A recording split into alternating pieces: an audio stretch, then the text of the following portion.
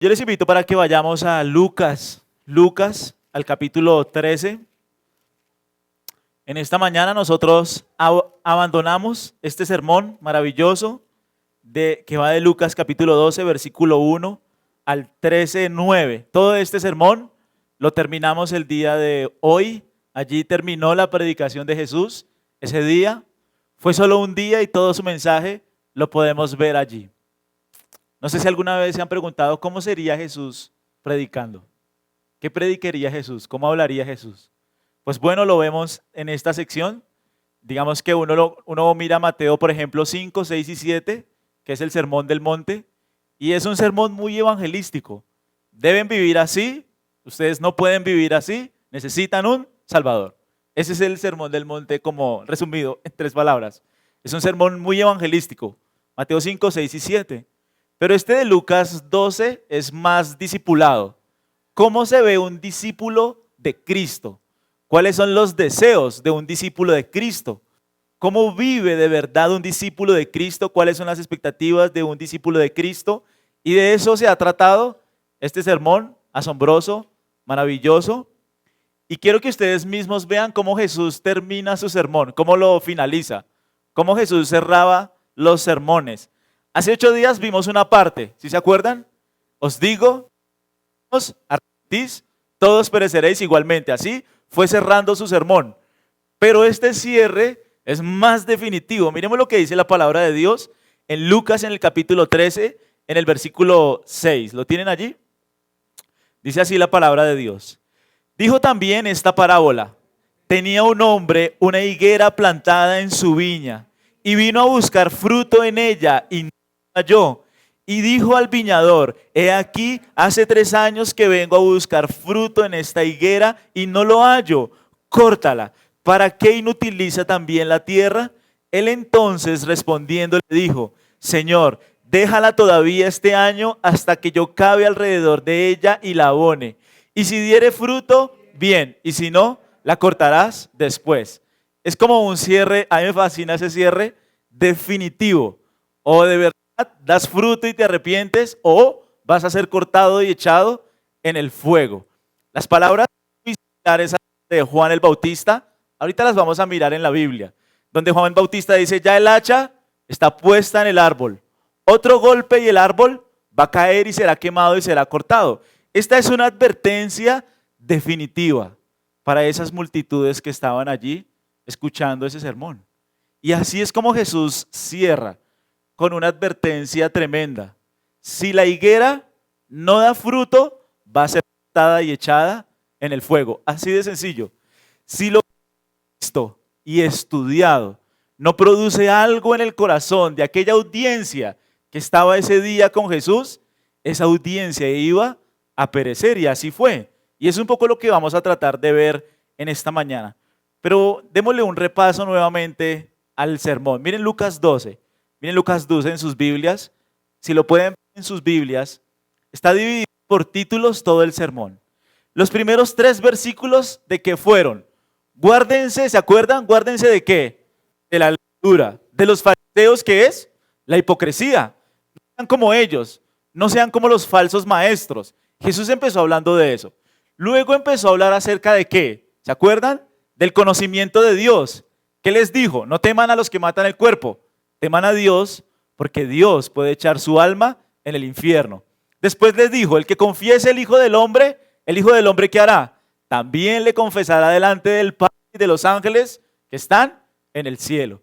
Luego, ¿de quién habló? La tercera persona de la Trinidad, ¿se acuerdan? No blasfemes ¿a quién? Al Espíritu Santo. Cuando Jesús termina ese sermón maravilloso, esa primera sección, ¿qué le pasó? ¿Se acuerdan? Se vio interrumpido ¿por quién?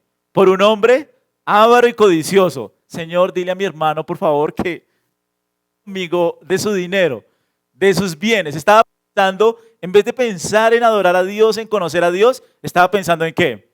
En el dinero, corazón avaro. Entonces Jesús allí explica esa sección grande que ustedes lo pueden ver. Va del versículo, sobre todo, del versículo 13 al versículo 34. Toda esa sección, ¿de qué trataba? Primero, ¿dónde está tu tesoro? Porque donde esté tu tesoro, allí estará también ¿qué? Tu corazón. ¿Se acuerdan que le dijo al hombre rico? Necio. en esa parábola, en esa imagen? Necio. Todo, sí, muy bien. Has provisto todo para muchos años, has dicho a tu alma, come, regocíjate, bebe, disfruta. Y Dios se apareció esa noche y le dijo, necio, ¿vas a morir cuándo? Hoy mismo. Y lo que has provisto, ¿de quién será? Y entonces les empieza a decir a sus discípulos, no se afanen por el dinero, no se afanen por la vida, no se preocupen por nada. Piensen en las aves, piensen en los animales, Dios los provee, los sustenta, a las aves las visten y Salomón con toda su gloria se vistió como uno de ellos. Y finalmente en el versículo 32 les dice, no teman, ¿sí se acuerdan? Teman manada pequeña, a su padre le ha placido darles el reino. Luego de que empezó a hablar la segunda venida, un siervo que es cristiano, que es discípulo de Cristo, ¿qué está haciendo? Está expectante, esperando a que su Señor regrese de las bodas, ¿se acuerdan? Y entonces toda esa imagen de la segunda venida. Y ahí ya empieza el cierre del sermón. ¿Cómo es el cierre del sermón? Definitivo. ¿Te arrepientes o no te arrepientes? ¿Estás creyendo o no estás creyendo? ¿Estás dando fruto o no estás dando fruto? ¿Vas a ser cortado o vas a entrar en el reino? Así se ve un sermón de Jesús. Y es un poco a lo que nosotros, todo predicador, debería apuntar, sobre todo en esa sección donde esas multitudes, 10,000 de personas estaban allí y Jesús los estaba definiendo con ese sermón maravilloso en ese día. Entonces miremos ahora sí lo que dice el versículo 6. Dijo también esta parábola, tenía un hombre una higuera plantada en su viña y vino a buscar fruto en ella. ¿Y qué pasó? Y no halló fruto. Y ese versículo 6 es un versículo que a cualquier lector que plante higueras debería sorprender. ¿Por qué? Porque normalmente una higuera da fruto cada año. Anualmente la higuera da fruto. ¿Y cuál es el punto de esta higuera? ¿Dónde estaba plantada esta higuera, si ustedes lo pueden ver? ¿Dónde estaba plantada? En una viña, en un viñedo. Entonces, ¿por qué la imagen es impactante? Porque los viñedos eran especialmente preparados. Se fertilizaban muy bien, se preparaban muy bien, se araban muy bien. O sea, un viñedo en Israel son terrenos supremamente bien preparados para que cualquier árbol pueda dar fruto. Esa es la imagen. Una higuera sembrada en un viñedo cualquier higuera sembrada en un viñedo es obvio que da fruto. ¿Y da fruto cada cuánto? Da fruto anualmente. Cada año esa higuera da fruto. Ahora, como nosotros lo podemos ver en la parábola, ¿hace cuánto hace cuánto estaba sembrada esa higuera? En el versículo 7. Dice que hace ¿qué? 3 años. Después de 3 años de haber plantado esta higuera, ¿y qué espero yo encontrar en esta higuera que hace 3 años estoy plantando? Fruto. Es lo más obvio. No, miren que el punto es, hay una higuera que está siendo labrada, sembrada, trabajada, pero es una higuera que no está dando fruto. Y para mí ese es un cierre asombroso. Porque finalmente de eso se trata la vida cristiana. ¿Realmente yo soy una persona que está dando fruto? ¿Fruto digno de arrepentimiento? ¿Soy una persona que tiene un corazón transformado por el poder del Espíritu Santo y mi vida da una vida de evidencia genuina que realmente yo he sido transformado por la obra de Cristo en mi corazón? Yo recuerdo hace mucho tiempo, hace como unos 8 años, 9 años, alguien predicó ese pasaje. No era este pasaje, era un pasaje parecido, pero era la misma imagen. Alguien que viene a buscar fruto en una higuera y no haya fruto. No ve una conversión genuina. No ve un trato distinto en su casa, en su hogar, con sus hijos, con su esposa, con su esposo. No hay nada diferente en su ser. No hay un crecimiento espiritual. Es el mismo. Es la misma persona conflictiva, con los mismos conflictos, con las mismas situaciones, con el mismo pecado de hace 2 o 3 años. Jesucristo viene a buscar fruto en tu vida y ¿qué encuentra? Aquí no halló nada. Aquí encontró una multitud endurecida, una multitud confiando en su propia justicia, una multitud confiando en sus buenas obras. Siempre me gustó cuando alguien decía, si fueras al médico, y pudiéramos hacer una radiografía de tu estado espiritual, si pudiera salir una radiografía de tu estado espiritual, así como sale una radiografía de cualquier cosa, si pudiéramos hacer una radiografía de tu estado espiritual, vida de oración, lectura de la palabra, piedad personal, santidad personal, búsqueda de Dios, servicio a Dios, ¿cómo saldría mi radiografía? ¿Cómo saldría esa imagen, ese croquis de mi vida delante de Dios? Porque eso es lo mismo que Jesús está haciendo en su audiencia. Si tú fueras una higuera que está sembrada, una higuera que está plantada, ¿serías una higuera en la cual se puede encontrar fruto o no hay nada? ¿O solamente hay año tras año tras año donde se ha sembrado, donde se ha labrado, donde se ha trabajado, pero en esa higuera no se encuentra absolutamente nada? Imagínense lo que era escuchar un sermón de Jesús. Imagínense el poder de su palabra, el poder de su fuerza, de su convencimiento. Su exposición de la palabra de Dios era única. Tenían el mejor predicador. Habían escuchado la palabra de Dios viva predicada por Jesús, pero ellos estaban completamente endurecidos, porque Jesús vino a encontrar fruto en ellos y no lo halló. Y eso debe producir muchísimo temor en todos nosotros. ¿Soy la misma persona con el mismo pecado de hace 2 años, 3 años? ¿Soy la misma persona con los mismos conflictos? ¿Sigo viviendo, creciendo en devoción, amor, servicio a Dios? ¿O por el contrario, como los judíos de la época, me refugio en una religión? Doy apariencia de piedad, doy apariencia de virtud, doy apariencia de ser un buen hombre, pero mi corazón está completamente mal por dentro. Así es el cierre que Jesús está haciendo. Entonces miren, vamos un momentico a Deuteronomio 8:8, a Deuteronomio 8:8.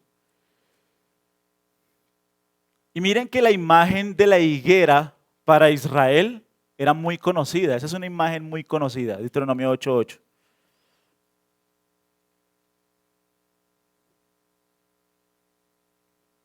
Él les dice que la tierra a la cual Él los va a entrar a poseer es una tierra de ¿qué? Ahí lo dice, ¿no?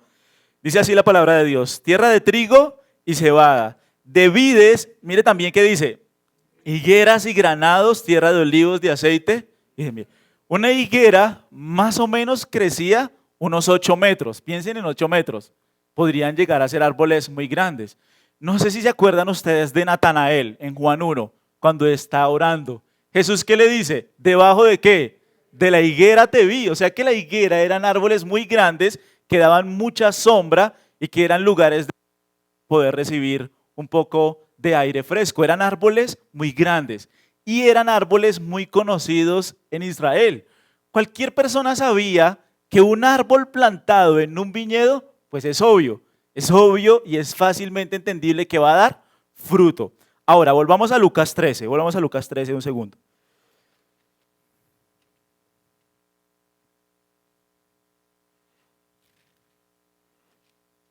En el versículo 6, ¿lo tienen? Dijo también que esta parábola. Ahora, siempre que nosotros en la Biblia veamos la palabra parábola, debemos entender que una parábola quiere comunicar un significado especial e importante. Eso es una parábola. Siempre las parábolas tienen la fuerza de comunicar un solo sentido. Lo que pasa es que hay algunas personas que con las parábolas quieren darle imagen a todo. Entonces les voy a poner un ejemplo. El buen samaritano, por ejemplo, Orígenes, un padre de la iglesia que le gustaba mucho la alegoría, él decía, el Espíritu Santo es el aceite. Jericó, en la parábola del buen samaritano, es Jerusalén. Y quería darle una cantidad de significados a la parábola. No. Las parábolas, cuando nosotros las leemos en la Biblia, normalmente nosotros debemos entender que tienen un significado y quieren comunicar un solo mensaje con la fuerza de la imagen que él está presentando. ¿Sí es claro? Entonces miren, ¿qué dice allí? Dijo también esta parábola: tenía un hombre una higuera plantada ¿en dónde? En su viña. ¿Qué es lo primero que Jesús quiere decir? Que esa higuera estaba en las mejores condiciones para dar fruto. Estaba en las mejores condiciones para dar fruto. Si ustedes pueden mirar, ¿la higuera está sola o no está sola? En la imagen que Jesús está presentando, la higuera está sola. Porque no habla de higueras. ¿Habla de qué? De higuera. Una higuera. Entonces me está hablando de que esta es una aplicación, ¿qué? Personal. Es una aplicación personal para cada persona. Y no solo para cada persona, sino también para una sola nación. ¿Cuál nación? La nación de Israel. Vamos un momentico a Isaías 5. Isaías 5.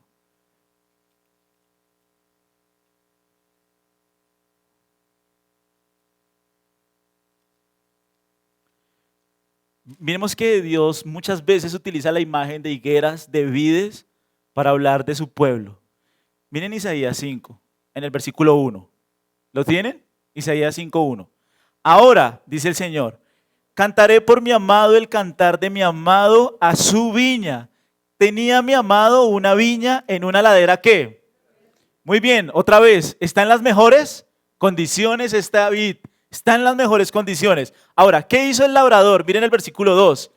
La había cercado y despedregado y plantado de vides escogidas. Había edificado en medio de ella una torre y hecho también en ella un lagar. Y esperaba que diese uvas. ¿Y qué pasó? Y dio uvas silvestres. Miren que el problema no está en el labrador. Es importante entender eso. El problema no es el labrador. El problema no es el terreno. ¿El problema quién es? La higuera. El problema es la vid. Porque miren que en este caso, ¿qué hizo el labrador? La cercó, la despedregó, la plantó en vides escogidas, la puso en el mejor lugar para que esa vid, ¿qué? Creciera. ¿Qué hizo el labrador? Le dio lo mejor. La puso en las mejores condiciones. La puso en la condición ideal. Lo más natural es que, ¿qué? De fruto, que de uvas. Pero ¿qué pasó con esa vid? Esa uva, en vez de dar uvas buenas, uvas saludables, dio uvas silvestres, uvas amargas y agrias. Ahora miren la aplicación que Dios empieza a hacer. 3. Ahora pues, vecinos de Jerusalén y varones de Judá, juzgad ahora entre mí y mi viña. ¿Qué más se podía hacer a mi viña que yo no haya hecho en ella? Dios quiere dejar eso muy claro.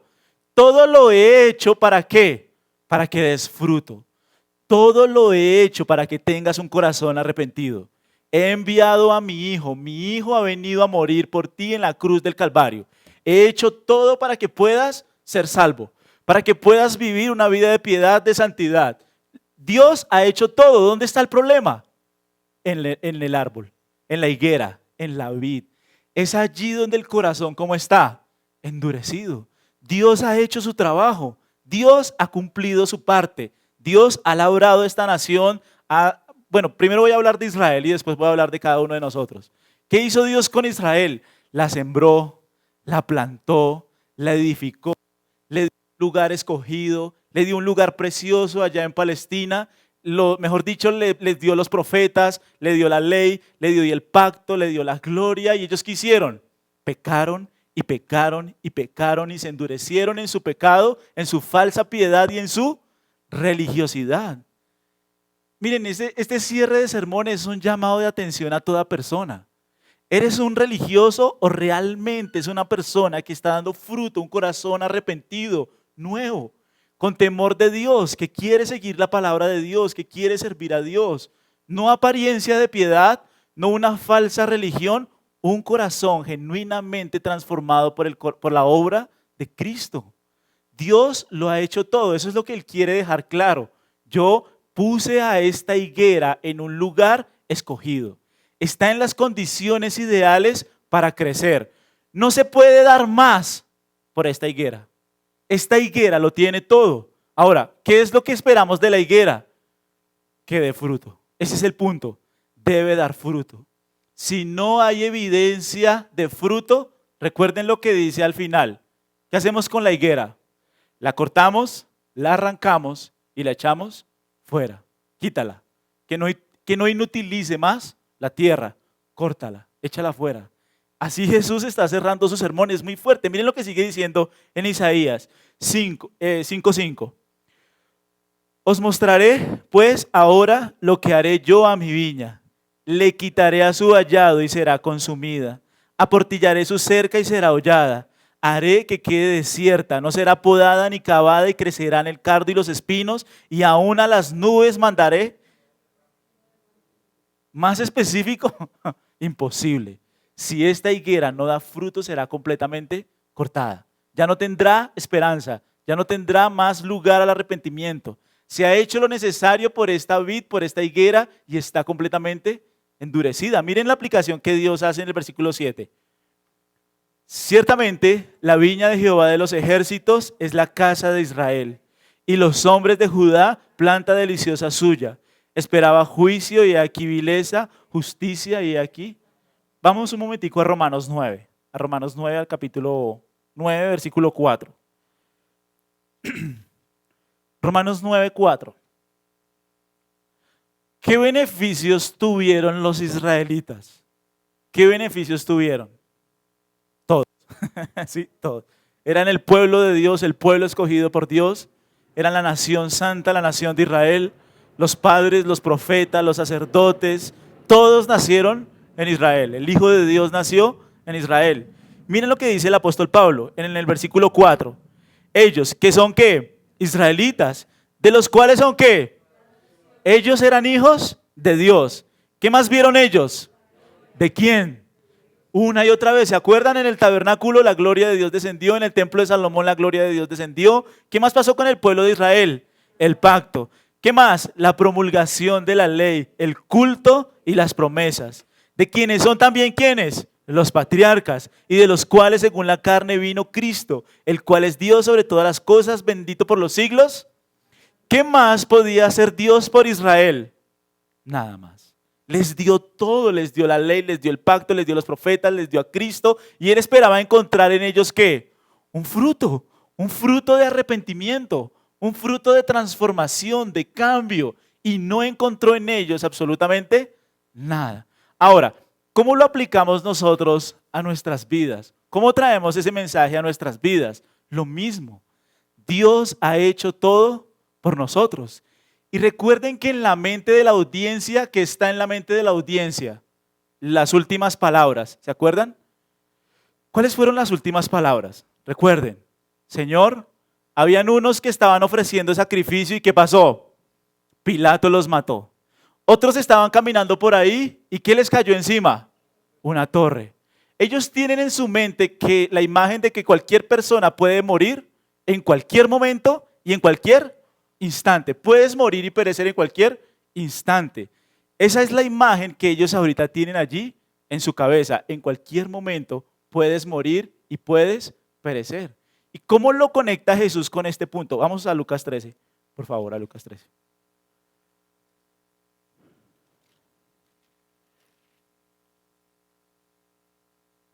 Ya. Hace 8 días nosotros terminamos diciendo que esas imágenes de calamidad nos muestran que nuestra vida es muy frágil. Las imágenes, la estrellada de un avión, un maremoto en una ciudad, esas imágenes donde hay accidentes inesperados, ¿qué nos enseñan? Que la vida es frágil. Y que si nosotros seguimos respirando, y que si nosotros seguimos comiendo, y que si nosotros seguimos caminando, única y exclusivamente es por la gracia de Dios. Esa es la imagen que está en ellos. Es por la gracia de Dios que estamos vivos. Es por la gracia de Dios que nos movemos. Es por la gracia de Dios que podemos comer. Por la gracia de Dios no estamos en un hospital, abandonados, con alguna enfermedad terminal. Por la gracia de Dios estamos aquí. Es la imagen que está en ellos ahorita. ¿Y cuál es el punto? Así como Israel tiene tantos privilegios y tuvo tantos privilegios para conocer a Dios, así nosotros tenemos tantos privilegios para conocer a Dios. Hoy nosotros, esta generación tiene un alcance a la palabra de Dios única, que en mucho tiempo en la historia de la iglesia no hubo. Piensen que las primeras Biblias, ¿cuándo se empezaron a repartir las primeras Biblias? ¿Se acuerdan? Que estamos en el mes de la Reforma. Solo hasta 1500 se empezaron a traducir las Biblias. La iglesia de Cristo duró 1500 años sin que el pueblo común pudiera tener acceso a la Biblia. Por eso la iglesia romana restringió tanto la palabra de Dios. La daban en latín, la daban a espaldas y casi la gente salía de las reuniones sin entender nada. Martín Lutero quiso traducir la Biblia del griego y el hebreo al alemán, y por eso lo querían matar. William Tyndale tradujo la Biblia del griego y el hebreo al inglés, y por eso lo mataron. La iglesia de Roma, que murió muerto en la hoguera, quemado. Solo hasta 1500 la gente empezó a tener Biblias en sus manos. Ahora, piensen esto. Una Biblia que tiene 66 libros adentro no era algo fácil de comprar. Era la gente adinerada en un principio que tenía el beneficio, el privilegio de comprar Biblias. Y ahora nosotros tenemos la Biblia en una app. ¿Pueden creerlo? ¿Pueden creerlo?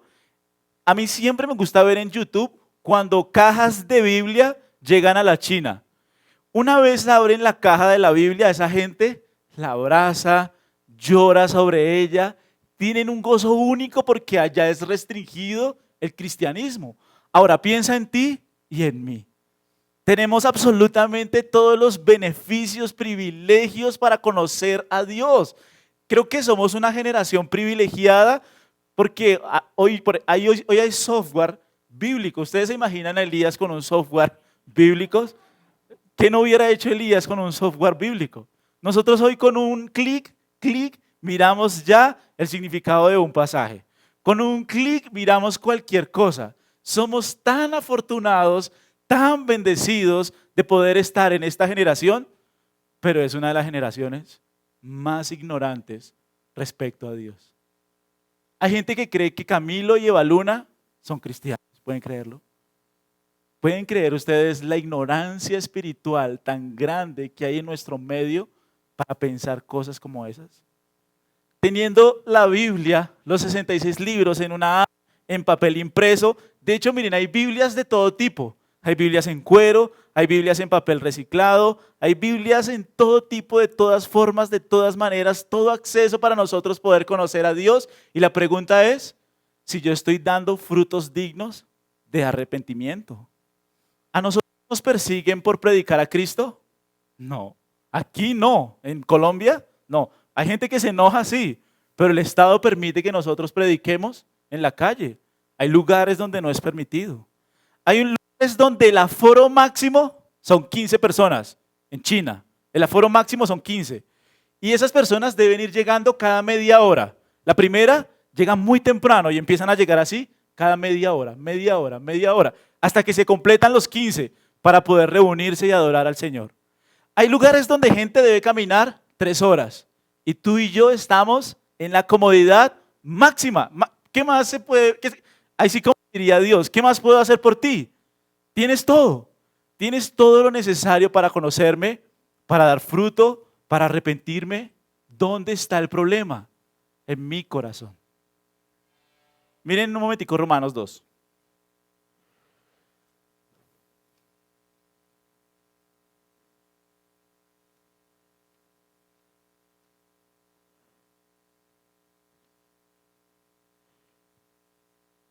Dos, 4. Miren, este pasaje es maravilloso. Romanos 2:4, ¿lo tienen? ¿O menosprecias, pregunta el apóstol Pablo, o menosprecias las riquezas de su benignidad, paciencia y longanimidad, ignorando que su ¿qué? Benignidad te guía? ¿Por qué Dios es tan bueno con nosotros? Porque Él quiere que todos los hombres se arrepientan. Así es. Porque Dios extiende su misericordia mañana tras mañana, porque Él quiere que los hombres se arrepientan. Piensa en todos los beneficios que nosotros tenemos como generación. Piensa en los cristianos que murieron con leones, que murieron quemados. Piensa en los cristianos que no tuvieron Biblias a su mano. Piensa en los cristianos que no tenían alarma. Yo sí me pregunto eso. ¿Cómo hacían ellos para levantarse temprano? ¿Cómo lo hacían si no tenían alarma? Ese es un misterio que algún día será revelado. Nosotros hoy tenemos todo para orar. Si queremos le decimos al celular, recordatorio, recuérdame.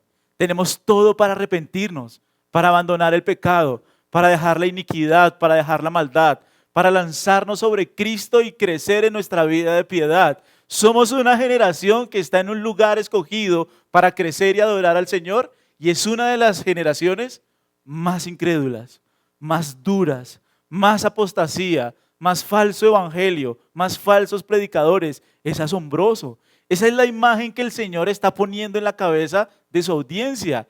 Esta viña está en un lugar escogido y precioso para que pueda crecer y para que pueda dar fruto. Ahora, ese es el primer punto.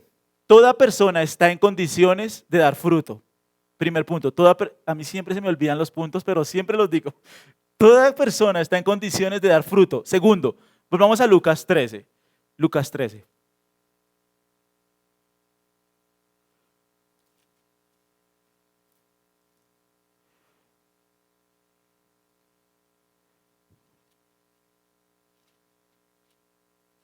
En el versículo 6. Dijo también esta parábola. Tenía un hombre una higuera plantada en su viña. Ahora, ¿qué pasó? Y vino a buscar fruto en ella. ¿Y qué pasó? Esta imagen es asombrosa. Alguien podría decir, imposible que esa higuera no dé fruto, no puede ser. Si la higuera en los viñedos da fruto. ¿Y qué clase de fruto da? Abundante. El fruto de la higuera es como una especie de cereza. Eran así. Y daban así fruto abundante y sobre todo en los viñedos. Si nosotros fuéramos israelitas de la época de Jesús, inmediatamente nosotros estaríamos asombrados. Ahora, ¿cuánto tiempo pasó? No fue solo un año. Bueno, esperemos el otro año. 2 años, nada. Bueno, esperemos el otro año. 3 años. He venido a buscar fruto durante 3 años y ¿qué sucedió? No lo hallo. Ahora, ¿qué es lo que está sucediendo en el Israel de la época? Jesucristo ha predicado, Jesucristo ha mostrado sus milagros, su poder, ha predicado con fidelidad, ha predicado la palabra de Dios, Dios mismo predicando. ¿Y qué está pasando en el corazón de la gente? El corazón de la gente, en vez de caer con un corazón arrepentido, con un corazón humillado, con un corazón de adoración, ¿qué están diciendo acerca de Jesús? Es Belcebú, tiene un diablo, está endemoniado. No lo escuchen, decía la gente. Ahora, ¿cómo lo aplicamos a nuestra vida personal? He aquí, dice allí, hay una higuera plantada en su viña y él viene a buscar fruto en esa higuera y no lo halla. ¿Qué es lo que se espera de cada uno de nosotros? Que dé fruto. ¿Qué significa dar fruto? Porque algunas personas pueden decir que dar fruto, dirían los pastores de la prosperidad, dar fruto es que tus ingresos aumenten. Dar fruto es que tu negocio y tu empresa crezca más. No, eso no es fruto. Los ateos lo hacen también. Los ateos hacen dinero, los ateos hacen empresas, los ateos ascienden en sus trabajos. Ese no es el fruto. ¿Cuál es el fruto que se espera de nosotros? Miren Lucas 3. Lucas 3, 8.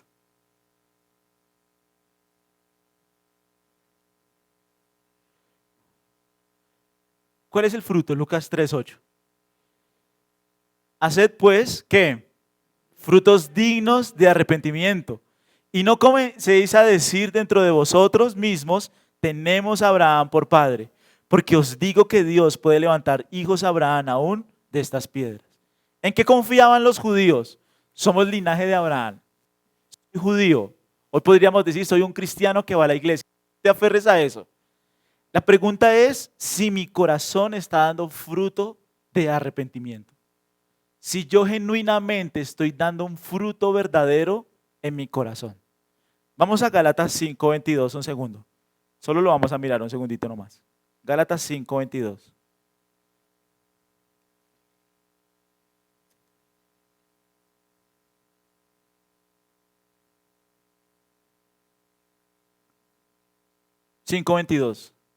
¿Qué dice la palabra de Dios? Mas el fruto del Espíritu es amor, gozo, paz, paciencia, benignidad, bondad, fe, mansedumbre, templanza. Contra tales cosas no hay ley. El fruto verdadero de un cristiano se ve en su vida diaria, es evidente en su corazón. ¿Cómo trata a los que están más cerca de él? ¿Cómo los trata? ¿Cómo anda con ellos? ¿Cómo habla con ellos? ¿Cómo cuida de ellos? ¿Cómo manifiesta el fruto del Espíritu a esas personas? Nunca piensen que el cristiano es un ser perfecto, nunca piensen tal cosa. Nosotros en nuestras relaciones nos equivocamos porque somos pecadores. Nosotros en nuestras relaciones fallamos porque somos pecadores. Pero una vez el cristiano peca y se equivoca en su hogar, en su trabajo, en sus relaciones cercanas, una vez el cristiano peca, el cristiano es convencido de que lo que ha hecho es pecado. Y va a buscar siempre el arrepentimiento, va a buscar siempre la reconciliación, porque el Espíritu Santo de Dios está obrando en su corazón.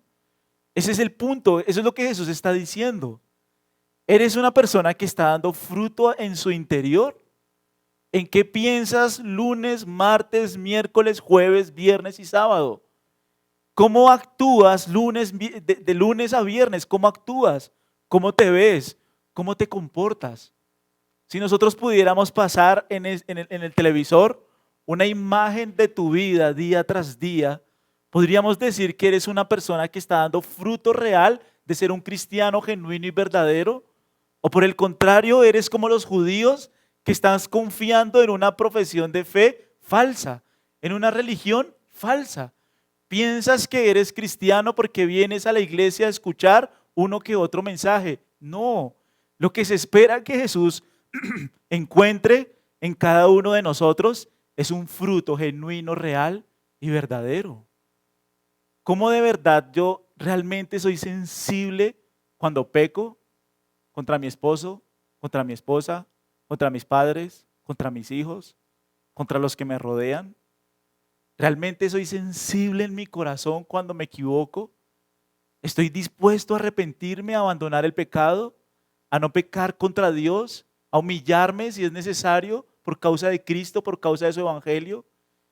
Un corazón genuino es un corazón humillado, golpeado. Eso es lo que Jesús hace con nosotros. Nos humilla, nos golpea, nos aplasta el ego para que nosotros podamos tener corazones dispuestos para Él. Corazones arrepentidos, corazones que dan fruto, corazones que quieren glorificar y honrar su nombre. No es que seamos perfectos, nunca pienses que el cristianismo es para gente perfecta. No, el cristianismo es para gente débil, pecadora, que reconoce su pecado y se lanza sobre Cristo cada día para que Cristo le fortalezca, le ayude, le implemente. Pero cada persona debe estar creciendo en su vida cristiana. Tu vida cristiana no puede ser la misma. No puede, obvio, hay periodos donde uno se estanca, 6 meses, un año, exageremos, pero 2 años, 3 años, la misma persona con los mismos conflictos, con las mismas palabras, con las mismas circunstancias, con las mismas situaciones, no hay un cambio evidente en su vida, no ha sucedido nada. Preocúpate por eso. Si Jesucristo viniera a buscar en mi fruto, ¿qué hallaría? ¿Cómo está tu tiempo con Dios? ¿Tu tiempo de oración? ¿Tu trato con tu esposo, con tus hijos? ¿Cómo está tu servicio en la iglesia? ¿Cómo estás a nivel cristiano? ¿Estás bien? ¿Estás dando fruto o no? O tal vez estoy confiando en una profesión de fe, o estoy confiando en que mis papás son cristianos, o estoy confiando en que voy a una iglesia bíblica y con eso tengo. No, cada persona de manera individual va a estar delante de Cristo y la pregunta es si hay fruto o no hay fruto. Miren que ni siquiera es necesario que el fruto sea abundante, ¿lo ven? No es necesario que el fruto sea abundante. Solo es necesario que haya ¿qué? Fruto. Si es un poquito de fruto, no importa. Si hay un poquito de fruto, hay evidencia un poco en ti, en tu corazón. ¿Te duele el pecado? ¿Te duele pecar contra Cristo? ¿Quieres crecer en devoción? ¿Todavía te equivocas? Sí, todavía te equivocas. Todavía fallas. Los cristianos luchamos con el pecado. Y a veces pueden ser luchas de años. Ojo con eso. Hay veces pueden ser luchas de años con un pecado. Pero es un pecado que estamos abandonando, estamos pecando, estamos dejando el pecado, luchando contra el pecado. poniendo toda cosa para abandonar ese pecado porque Cristo me ha convencido de que soy un pecador y que estoy llamado a vivir una vida de piedad, una vida santa. No importa si es un poco de fe, está creciendo, está creciendo, está creciendo. ¿A veces se estanca? Sí, a veces se estanca, pero él sigue creciendo, reconoce su pecado, es humilde, se humilla, pide ayuda para abandonar su pecado, hace todo lo posible para seguir creciendo en Cristo, para seguir creciendo en la fe. Miren, a mí me impacta muchísimo Alcohólicos Anónimos, me impacta mucho, porque ellos, de verdad, esa gente entiende que necesita una vida de comunidad, un alcohólico. Ellos entienden que necesitan una vida de comunidad. Porque es en la vida de comunidad que ellos se ven fortalecidos. Cuando ellos empiezan a contar sus testimonios, ellos empiezan a verse fortalecidos por los testimonios de otros. Empiezan a verse alentados por esa comunidad. Los alcohólicos anónimos lo entienden. Hay cristianos que son los únicos que piensan que pueden vivir solos, aislados de una iglesia local, sin servir, sin entregarse a Cristo, sin darse a conocer por otros hermanos en la fe, para ser alentado en la fe. Es imposible. Realmente soy una persona que está dando fruto. No pienses que debe ser perfecto, nunca pienses tal cosa. Los que estamos en la iglesia somos pecadores, malos, débiles, que han alcanzado la gracia de Dios y que por la gracia de Dios, así sea un poco de fruto, estoy creciendo en mi fe, estoy creciendo en mi piedad, estoy creciendo en mi santificación por la obra que Cristo está haciendo en mí. Antes, cuando pecaba, no me importaba. Siempre me gusta el ejemplo de Paul Washer con la esposa. Es un ejemplo que él pone. Él dice, estoy en casa. ¿Qué hace un incrédulo? ¿Qué hace un incrédulo? La mujer le dice, esposo, por favor, saca la basura. Y el esposo le dice, tarde para el trabajo, mujer, ¿por qué me haces eso? La trata mal, le dice palabras duras y sale de su casa y se va para el trabajo como si nada. ¿Cómo se vería un cristiano? Bueno, un cristiano puede pecar y puede tener esas mismas reacciones. Mujer, voy tarde para el trabajo, voy para mi casa y sale de su casa enojado. Pero en el camino ese hombre va a entender que lo que hizo es pecado. Y va a llamar a su esposa y le va a pedir perdón. Y le va a decir que nunca la va a volver a tratar así. Y que va a luchar todos los días con su ser, con su carácter para no volverlo a hacer, porque es débil. Pero miren que el hombre entiende que es un pecador. De ti y de mí no pienses que el cristianismo es ser perfecto, no pienses tal cosa. El cristianismo se trata de empezar a dar fruto, fruto de arrepentimiento. Estoy sirviendo a Dios, estoy creciendo en mi fe, estoy creciendo en la palabra de Dios, estoy abandonando mi pecado progresivamente, paulatinamente, y Dios está obrando genuinamente en mi vida. Ese es el llamado que Jesús está haciendo a toda persona. Si el Señor viniera a encontrarse contigo hoy, ¿qué hallaría? ¿Cómo sería tu higuera? Dibuja tu higuera allí. ¿Habría fruto? ¿Seríamos un palo seco? ¿Sin nada? ¿Cuál es la imagen que Cristo encontraría de cada uno de nosotros? La falta de fruto es una señal de falta de arrepentimiento. Ese es el segundo punto. Yo nunca doy los puntos, pero ahí vamos. La falta de fruto es una señal de falta de arrepentimiento. Porque es la conexión que Jesús está haciendo. ¿Sí lo ven? Entre los dos pasajes. Si no se arrepienten, ¿van a qué? A perecer. Ahora, ¿cómo sabemos que te has arrepentido? Por tu fruto. Porque abandonas el pecado, porque estás creciendo en Cristo, estás teniendo una vida nueva. ¿Cuál es el problema? Que no haya nada. Yo les dije al principio que había escuchado una predicación de este mensaje, y ese mensaje a mí me impactó mucho, muchísimo. Porque en medio de la predicación, yo pensaba, Dios ha sido tan bueno conmigo. Tengo salud, vida, respiro. Tengo tanto tiempo para leer la Biblia, para orar, pero me la paso viendo televisión, series, películas. Eso fue hace como 10 años, ¿no? Tengo tanto tiempo para hacer tantas cosas. Dios es tan bueno conmigo. Tantos privilegios, nadie me persigue. Tengo la Biblia en el celular, en la tablet, en todo lugar tengo la Biblia. Hay prédicas, millones de prédicas en YouTube para yo poder crecer en la fe. Y yo estoy tan frío. tan endurecido. El Señor viene a preguntarme a mí qué fruto hay en mi vida y no tengo nada. 10 años en la fe y no le he compartido a una sola persona, No le hablo a nadie de Cristo. Tan seco, tan frío, olvidado. Ese es un llamado a toda persona. Así Jesús está cerrando su sermón. Si vengo a buscarte a ti, ¿qué hallo? ¿Qué hay en ti? ¿Series? ¿Pecado? ¿Yo mismo? ¿Avaricia? ¿Codicia? ¿Orgullo? ¿Hipocresía? ¿O realmente hay un deseo de abandonar el pecado? Volvamos a Lucas 13.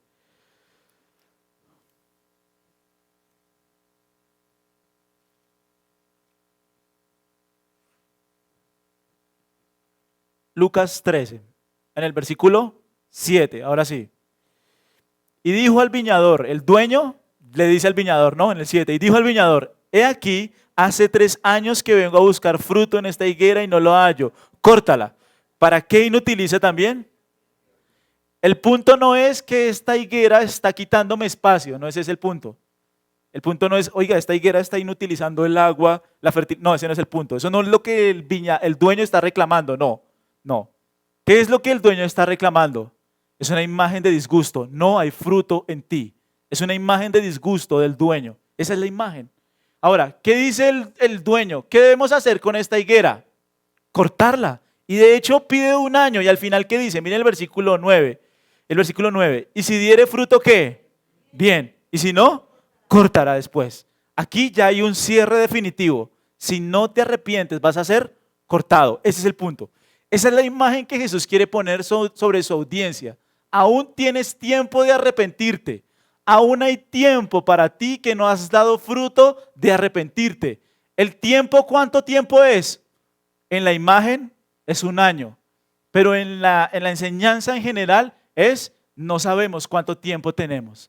El llamado al arrepentimiento, ¿cuánto es? Hoy. Pide perdón a quien has ofendido. Pide perdón a Dios por tu pecado. Abandona tu pecado, abandona tu orgullo, abandona la dureza de tu corazón y lánzate sobre Cristo, mi amigo pecador, porque en Cristo Jesús hay perdón, hay salvación, hay redención. Cristo está diciendo, los he sembrado, les he predicado la palabra, les he hablado, espero encontrar en ustedes frutos y ¿qué? No hay nada, no hallo nada, pero aún hay tiempo para ti. Esa multitud que estaba allí con él, todavía tenían un tiempo para arrepentirse. Pero ¿qué empezó a pasar? El tiempo fue muy corto. Miren Lucas 13:34. Jesús empieza a ser más definitivo. Miren Lucas 13:34. ¿Qué les dice? Jerusalén, Jerusalén, que matas a los profetas y apedreas a los que te son enviados. ¿Cuántas veces quise juntar a tus hijos como la gallina sus polluelos debajo de sus alas? ¿Y qué empieza a pasar? No quieres, no quieres. ¿Cuántas veces, Jerusalén, quise juntarte? Como el ave quiere darle calor, protección, amor a sus polluelos, ¿y tú qué? Estás endurecido. ¿Crees que el mundo te puede ofrecer más amor? ¿Crees que el mundo te puede ofrecer más calor, más abrigo? ¿Crees que el mundo puede brindarte mayor esperanza? No quisiste. ¿Cuántas veces te llamé, Jerusalén? ¿Cuántas veces te llamé para que vinieras a mí y no quisiste? Estás endurecido en tu pecado. Y entonces, ¿qué empieza a pasar? Lucas 19.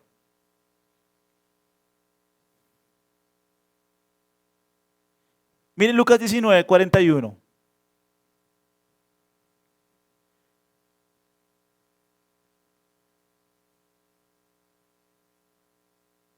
Y cuando llegó cerca de la ciudad, al verla, ¿pueden imaginarse esa imagen?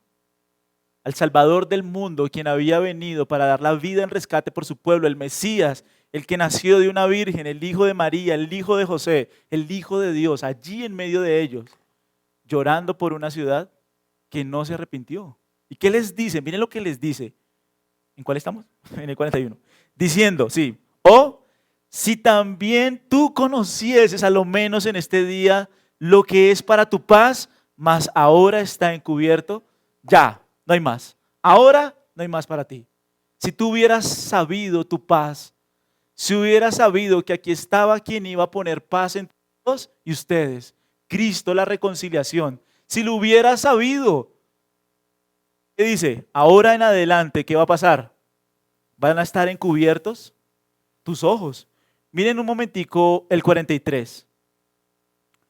Porque vendrán días sobre ti, cuando tus enemigos te rodearán con vallado y te sitiarán y por todas partes, ¿qué?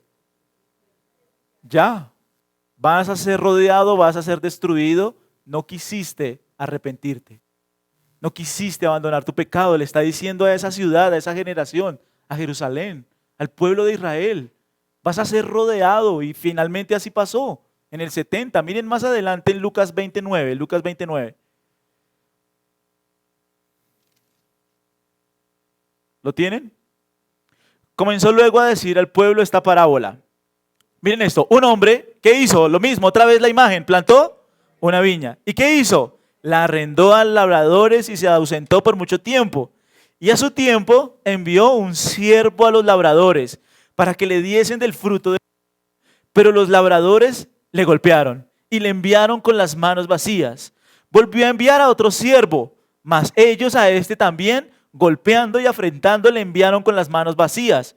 Volvió a enviar a un tercer siervo, mas ellos también a este echaron fuera herido. Entonces el señor de la viña, ¿qué dijo? ¿Qué haré? Enviaré a mi hijo amado. Quizás cuando le vean a él le tendrán. Mas los labradores al verle discutían entre sí diciendo, este es el heredero, venid, matémosle para que la heredad sea nuestra. Y le echaron fuera de la viña y le mataron. ¿Qué pues hará el señor de la viña? Ahí dice, ¿qué hizo con ellos? Vendrá y destruirá a esos labradores y dará su viña a otro. Se cerró el pacto con Israel. Se cerró, no más, no hay más. ¿No quieren más? No hay más. La bendición del reino, ¿a quién fue traspasada? A la iglesia. Israel vendrá un tiempo futuro, en Romanos 11, lo dice, donde ellos, algún remanente reconocerá al Mesías. Ese remanente heredará el reino junto con la iglesia. Pero por este momento, Israel ha sido dejado. Es una nación bajo maldición. No tienen al Dios verdadero. Ellos están bajo maldición. Quienes tienen al Dios verdadero, ¿quiénes son? La iglesia. Ahí lo dice. Miren qué palabras tan duras. Miren el 16. Vendrá y destruirá a esos labradores. ¿Y qué? Dará su viña a otros. La oportunidad, Israel, que había para ti, ya no más contigo. Va para la iglesia. Es un llamado de atención muy fuerte. No sé si ustedes lo ven, lo entienden. El Señor en Lucas 13 les dijo, aún hay tiempo para ti. Aún puedes arrepentirte, pecador. Aún puedes venir a Cristo y abandonar tu pecado. Pero va a llegar un momento donde la paciencia de Dios tiene un límite y ya no habrá más esperanza para ti. Serás abandonado. Así lo dice la Biblia una y otra vez. El corazón se ha endurecido tanto en su pecado que ya no hay nada que hacer. Siempre serás la misma persona con los mismos conflictos, con los mismos miedos, con las mismas situaciones. No hubo fruto en ti, no hubo crecimiento en ti, no hubo arrepentimiento en ti. Has sido dejado. ¿Y cómo termina esa historia? Miren Lucas 21:20.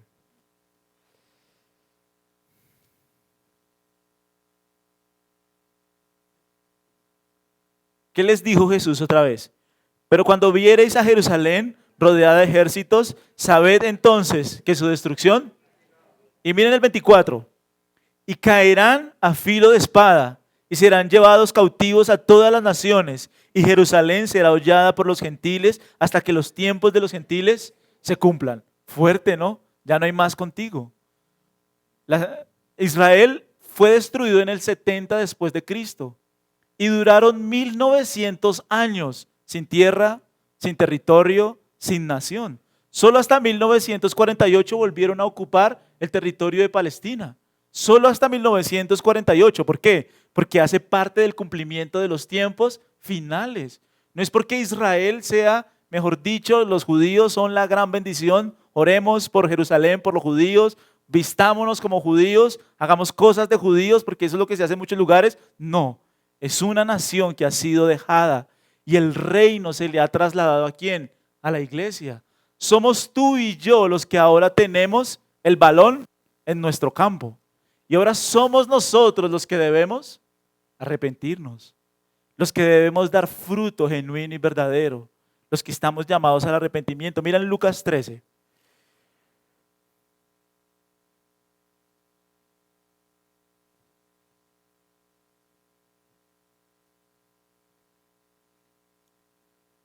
Ahora, ¿cuál es la intercesión del viñador? Él entonces respondiendo le dijo, Señor, déjala todavía este año hasta que yo cabe alrededor de ella y la abone.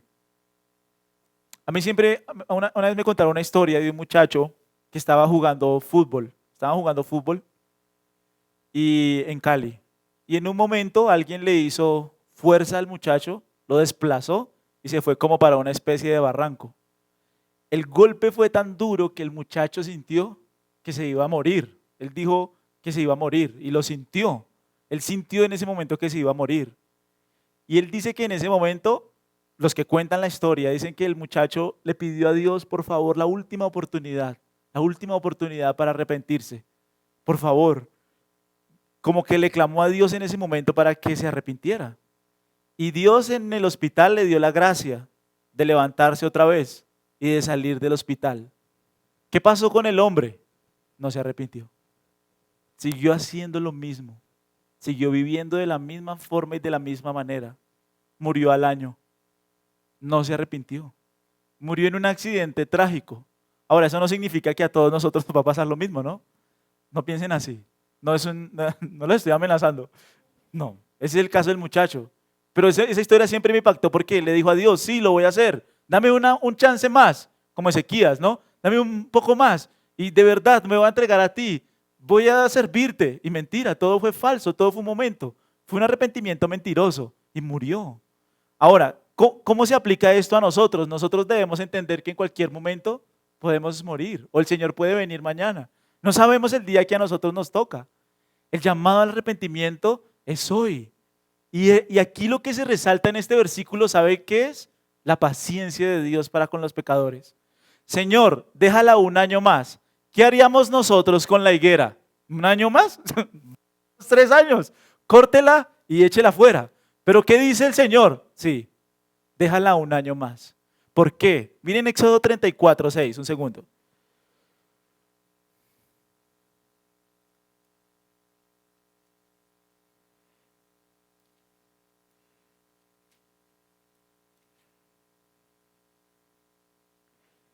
¿Qué dice allí? Y pasando Jehová por delante de él, proclamó, Jehová, Jehová, fuerte, misericordioso y piadoso, tardo para la ira y grande en misericordia y verdad. ¿Ustedes y yo hemos experimentado la ira de Dios? Nunca. Aquí hablamos a cada rato de la ira, sí, de la ira final. Pero tú y yo nunca hemos experimentado la ira de Dios. ¿Sabes qué hemos experimentado todos los días de nuestra vida? Gracia, misericordia, paciencia, amor. Dios es paciente, No hemos experimentado la ira ni un solo día nosotros. Ni un solo día. Estamos tan acostumbrados a la gracia de Dios, a la paciencia de Dios, que hay personas que ya no quieren ni siquiera escuchar de un Dios de ira. Mi Dios no es así. Nunca podría amar a un Dios así. Todos los días hemos experimentado la paciencia de Dios. Ahora, ¿saben en medio de qué situación se dijo ese versículo? ¿Alguien lo recuerda? Sí, están ahí en el desierto adorando un becerro de oro. Es que en Éxodo 20 Dios le dijo, primer mandamiento, ¿cuál es? No harás dioses ajenos delante de ti. Éxodo 32, ¿qué está pasando? Cogieron el oro, hicieron el primer mandamiento lo quebraron al instante. ¿Qué debía Dios hacer en ese momento con esa nación? Lo que le dijo a Moisés, los voy a matar a todos y te voy a dar un pueblo nuevo. ¿Qué dijo Moisés? No. ¿Qué dirán los egipcios? ¿Los sacaste para matarlos? Moisés funciona ahí como intercesor. Es la función, mediador, como Cristo. Y entonces ahí es donde Moisés le dice a Dios, Señor, muéstranos tu gloria. Muéstrame tu gloria. Y Dios pasa por delante y ¿qué muestra? Jehová, Jehová, fuerte, misericordioso, lento para la ira, grande en misericordia. Él también le dio un espacio a ese pueblo para que se arrepintieran, ¿se acuerdan? Pero ese pueblo, ¿qué siguió haciendo? Pecando, pecando, pecando, pecando. Números 14, ¿qué dice? Ya me has tentado 10 veces, no más. No entrarás a la tierra prometida. ¿Entrarán? Tus hijos. ¿El Dios de la Biblia es paciente? Sí. ¿Su misericordia es eterna? Sí, para con los que le temen. Para con los que no le temen y no le buscan y no se arrepienten, para ellos viene un límite de paciencia donde después Dios derrama su ira. Córtala, échala fuera. Ya no hay más camino para el arrepentimiento para estas personas. Miren un momentico, 1 Pedro 3:20.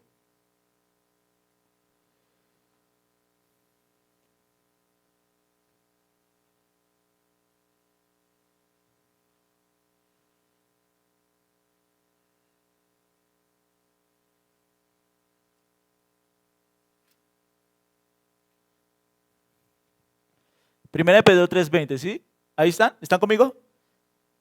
Los que en otro tiempo que hicieron, cuando una vez esperaba la paciencia de Dios en los días de Noé, mientras se preparaba el arca en la cual pocas personas, es decir, 8, ¿cómo se manifiesta la paciencia de Dios en los tiempos de Noé?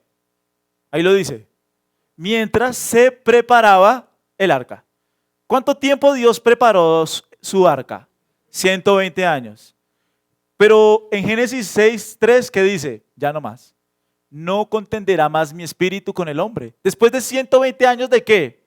De paciencia, de Noé, pregonero de justicia, arrepiéntanse, arrepiéntanse, arrepiéntanse. Ya era como un disco rayado en el oído de la gente. Bueno, pasaron los 120 años y ¿qué pasó? El diluvio destruyó a todos. ¿Cuántas personas se salvaron? 8. ¿Cuántos habitantes había en el mundo? 7.000 millones más o menos. 7.800 millones. Es el cálculo aproximado. ¿Cuántos se salvaron? 8. ¿Qué número, no?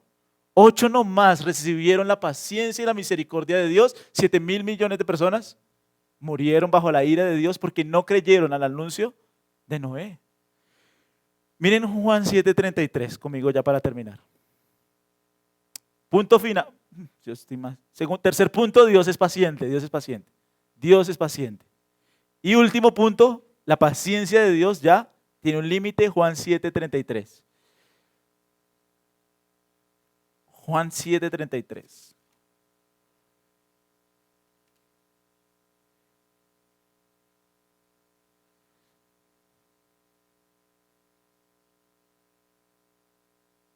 ¿Lo tienen? ¿Qué le dijo Jesús a los judíos? Entonces Jesús dijo, todavía un poco de tiempo estaré con vosotros e iré al que me envió. Me buscaréis, ¿y qué? Y no me hallaréis. Y a donde yo estaré, ya no. No hay más tiempo para ti, Israel. Te has endurecido tanto que ya no podrás venir a mí. Ya no hay tiempo para ti. Fuerte. Miren este otro, Juan 8:21. ¿Qué les dijo el Señor? Juan 8:21. Otra vez les dijo Jesús, yo me voy y me buscaréis, pero en vuestro pecado moriréis. A donde yo voy, vosotros no podéis venir. Siguieron en su mismo pecado, no se arrepintieron, no reconocieron que eran pecadores, no se lanzaron sobre Cristo a buscar salvación. ¿Qué se espera de nosotros? Fruto. Fruto. Vemos este último, 2 Corintios 6:2. 2 Corintios 6:2.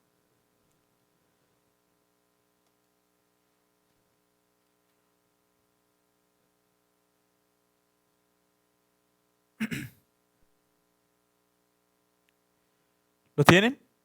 Porque dice, en tiempo aceptable te he oído y en día de salvación te he socorrido. Ahora, ¿qué dice el apóstol Pablo? Señores, he aquí ahora el tiempo aceptable, he aquí ahora el día de la salvación, ¿cuándo es? Hoy. Les había dicho arrepiéntanse, ¿se acuerdan en el mensaje pasado? Alguien podría decir sí, pero más adelante. Después, soy muy joven, tengo muchas cosas por descubrir en el mundo. Aún quiero seguir en el pecado otro tiempo. Más adelante, seguro me voy a entregar. No, el día es hoy, porque no sabes el tiempo que te queda. Que si Dios viene a buscar esta higuera, halle en él fruto. Si no haya fruto, va a ser cortado y echado en el fuego que arde con azufre, donde su llama nunca se apagará. Amén. Muy bien, yo les invito para que nos pongamos en pie, para que oremos.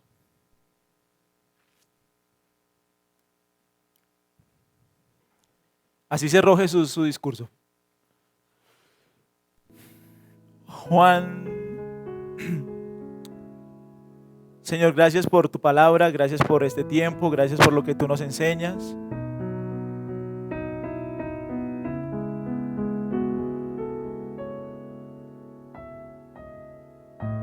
Señor, ayúdanos a reconocer que somos tan privilegiados, tantos beneficios, tanta gracia, benignidad, longanimidad, paciencia. Señor, ninguno de nosotros es perseguido por su fe. Tenemos tanto acceso a la palabra de Dios, tanto material disponible para conocerte. Perdónanos, Señor, si somos negligentes. Perdónanos, Señor, si nos distraemos con otras cosas. Perdónanos si nos hemos endurecido, Señor. Perdona a aquellos que no se han arrepentido, Señor. Permite que nosotros como iglesia podamos ser guiados al arrepentimiento. Permite que nosotros como iglesia local, Señor, podamos tener siempre un espíritu humilde, humillado, para adorarte, para darte gloria, para crecer en nuestra fe. Nosotros sabemos que ninguno de nosotros es perfecto, que somos débiles, que somos pecadores, pero nuestra esperanza siempre es la cruz, siempre la cruz de Cristo. Cristo murió por nosotros, Cristo nos perdonó, nos redimió. Cristo se llevó la maldición de la ley para que heredásemos la bendición del Espíritu, la bendición de Abraham. Padre, gracias por este tiempo, gracias por tu palabra predicada. Permite, Señor, que cada uno de nosotros pueda seguir creciendo en piedad, en devoción, en amor, en temor hacia tu nombre, Señor. Y por favor, Señor, ayúdanos a reconocer nuestro pecado, nuestra maldad. Ayúdanos a ser sensibles a la voz del Espíritu y a vivir de tal forma que podamos siempre glorificar tu nombre. Gracias por tu amor, por tu bondad, por tu benignidad, por tu paciencia, Señor, para con nosotros. Nosotros te exaltamos, te damos gracias por este tiempo y oramos en Cristo Jesús, Señor nuestro. Amén. Muy bien, yo les invito para que juntos cantemos la siguiente canción.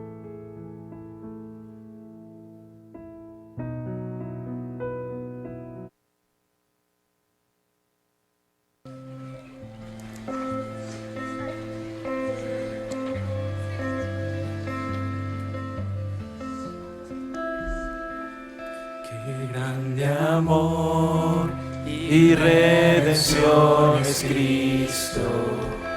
No hay nada más que el cielo pueda dar. Mi rectitud, mi libertad y gozo, mi gracia es Él, mi eterna y dulce paz. Me aferro a Él, Jesús es mi esperanza. Vivo en Él, por siempre suyo soy. Asombroso es cantar, mío es en verdad. No soy yo, sino Cristo en mí.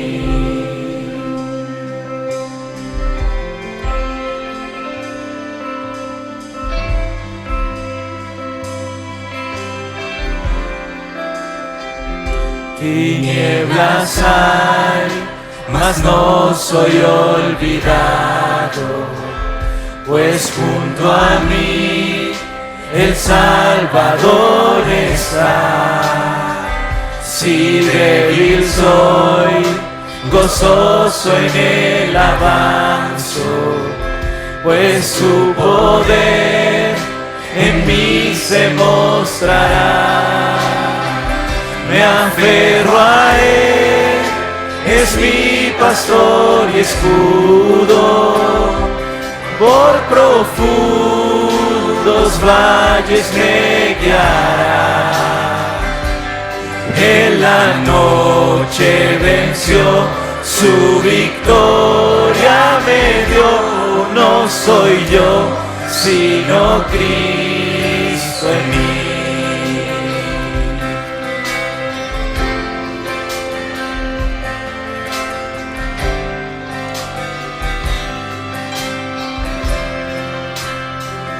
No temeré, sido perdonado, seguro estoy, el precio ya pagó, su sangre dio, sufrió por mis pecados, resucitó, la muerte derrotó, me aferro a él, ya no soy condenado, es Jesús, mi fiel intercesor,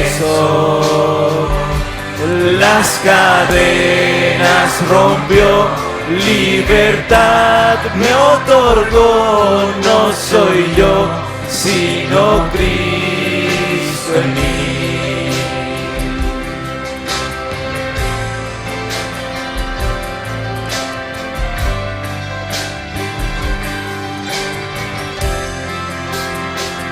Quiero seguir a Cristo mientras viva, pues prometió llevarme hasta su hogar. Estando aquí, renueva en mi vida, hasta llegar al gozo eterno. Me aferro a él, mi única esperanza es Jesús, la gloria y el honor. Cuando llegue al final, estos labios dirán, no soy yo, sino Cristo en mí. Me aferro a él, mi única esperanza, a Jesús, la gloria y el honor. Cuando llegue al final, estos labios dirán, no soy yo, sino Cristo en mí. Cuando llegue al final, estos labios dirán, no soy yo, sino Cristo en mí. Amén. Muy bien, yo les invito para que oremos. Padre, gracias por este día del Señor. Nosotros como iglesia nos hemos reunido para adorarte. Y como lo dice tu palabra en 1 Corintios 16, cada primer día de la semana, cada uno de vosotros ponga aparte algo, según Dios le haya prosperado, para la ofrenda para los santos. Señor, como parte de nuestra adoración hacia ti, hacia tu glorioso nombre, queremos bendecir, Señor, y santificar las ofrendas que cada persona, Señor, da, como lo dice tu palabra. Cada uno dé como propuso en su corazón, no por tristeza, no por necesidad, porque Dios ama al dador alegre. Tu palabra dice que el que siembra generosamente, generosamente también segará, y el que siembra escasamente, escasamente también segará. Por eso nosotros como iglesia, Señor, queremos presentar ante ti las ofrendas que cada uno da de su propio corazón, para que tú, amado Señor, las bendigas, las santifiques. Bendice a aquellos, Señor, que con sus recursos aportan, Señor, en la obra del Evangelio, para que tu reino, Señor, se siga extendiendo y tu palabra, Señor, siga siendo predicada con fidelidad. Te pedimos que las bendigas, bendice a las personas y que tú puedas darle, Señor, más, para que ellos puedan dar, Señor, más de su generosidad. Nosotros damos gracias por este día, por este tiempo. Te pedimos que guardes esta iglesia local, que nos santifique, santifica los matrimonios, ayúdanos a crecer, haz familias fuertes, sólidas, que te teman, donde tu palabra sea exaltada, predicada, donde tu palabra, Señor, sea el centro, y que las familias, Señor, de nuestra iglesia local puedan crecer en torno a ti y a la predicación, Señor, de tu palabra. Nosotros te damos gracias, te bendecimos, te adoramos, te exaltamos, te pedimos que guardes nuestro corazón, nuestra mente, y que nos ayudes siempre, Señor, a vivir para la gloria y honra, Señor, de tu gran nombre. Nosotros te damos gracias y nosotros oramos en Cristo Jesús, Señor nuestro. Amén. Amén. Dios les bendiga. Me alegra muchísimo verles. Que tengan un feliz día del Señor. Que les vaya muy bien. Que la gracia y la paz del Señor esté con todos nosotros.